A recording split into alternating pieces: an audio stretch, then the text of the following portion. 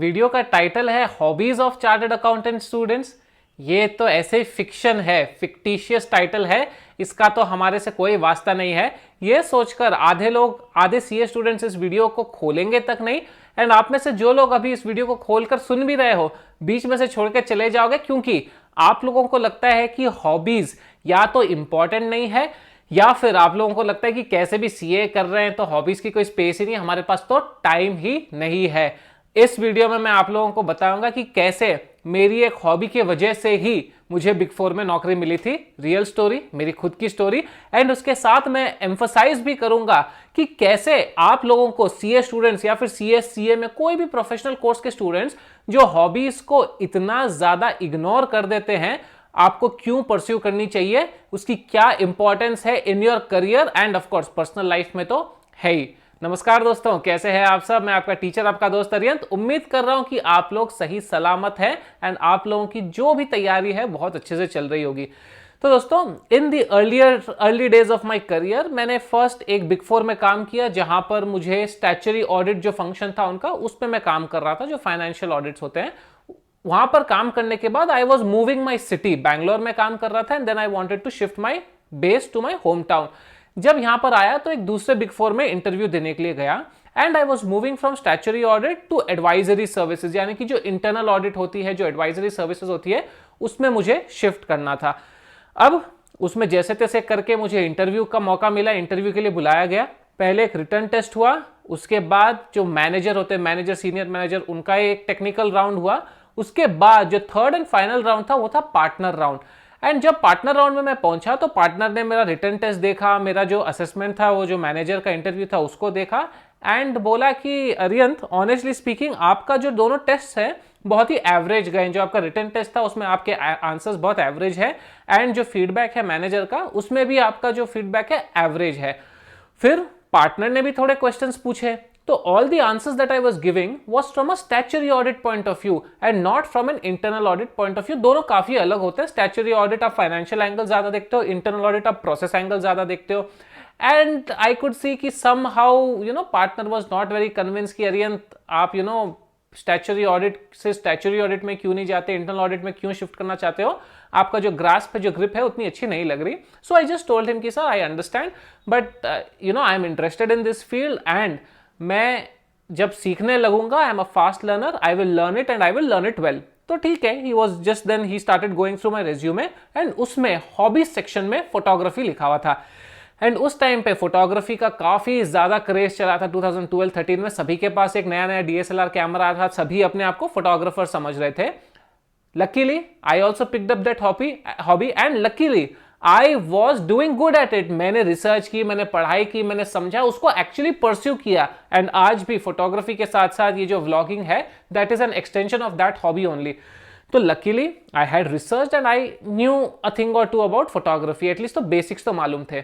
So he asked, अच्छा so your hobby is photography, all right, tell me one thing, कि अगर आपको एक फास्ट मूविंग ट्रेन को कैप्चर करना है लाइक अ स्टिल ट्रेन, तो आप कैसे करोगे। And I gave all the answer. जो सेटिंग्स होती है, आईएसओ सेटिंग होती है, एपर्चर सेटिंग होती है, कैसे शटर स्पीड रखना है, कैसे पोजीशनिंग करनी है, सब कुछ I gave it very very quick. मतलब he asked the question, I gave the answer because I knew it, I just knew what has to be the answer because I had done it. I was practising things like that कि fast moving object को कैसे capture करना है।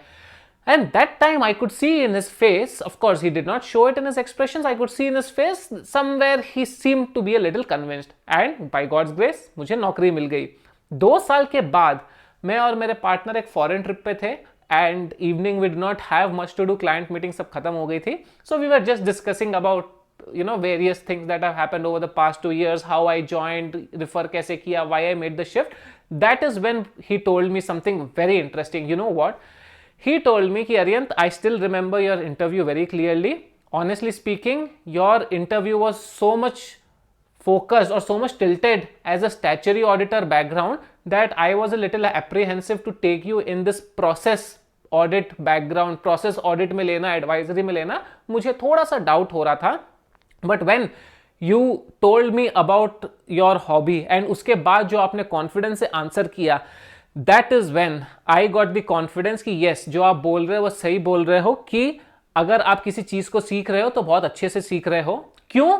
क्योंकि वो भी उस time पर फोटोग्राफी सीख रहे थे, उनको भी बहुत ज्यादा इंटरेस्ट था फोटोग्राफी में। He was also new, he had just purchase a DSLR camera and he was also learning. Of course he told all of this to me 2 years later, but then do you see what happened on that particular day? अगर मेरी वो hobby नहीं होती, अगर मैं वो hobby pursue नहीं कर रहा होता, मैंने वो आंसर नहीं दिया होता, आई probably wouldn't have got that job, and उस जॉब की वजह से I traveled to I don't know 10 countries, 15 countries of the world because of that job.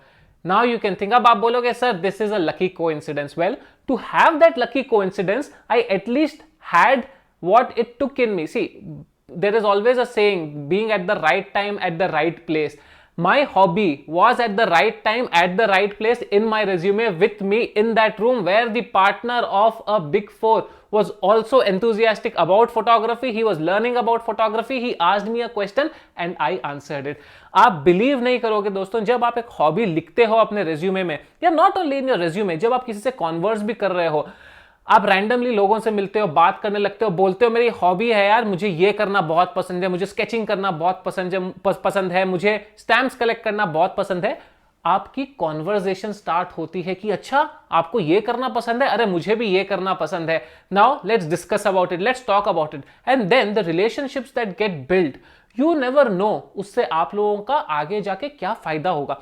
फायदा हो या नहीं doesn't matter, because any which ways you are following your hobby and you are doing a lot in your own life. आप अपनी personal skill develop कर रहे हो। अगर मुझे उस दिन वो क्वेश्चन नहीं भी पूछा होता, अगर वो जॉब नहीं भी मिलती, तो और कुछ हो जाता था, I am pretty sure, and सब अच्छा ही होता था, and I would still be in front of you doing this, because my hobby has led me from photography to videography, and मैं अब वीडियोज भी बना रहा हूं, and that is something that I wanted to share with all of you कि do not ignore hobbies.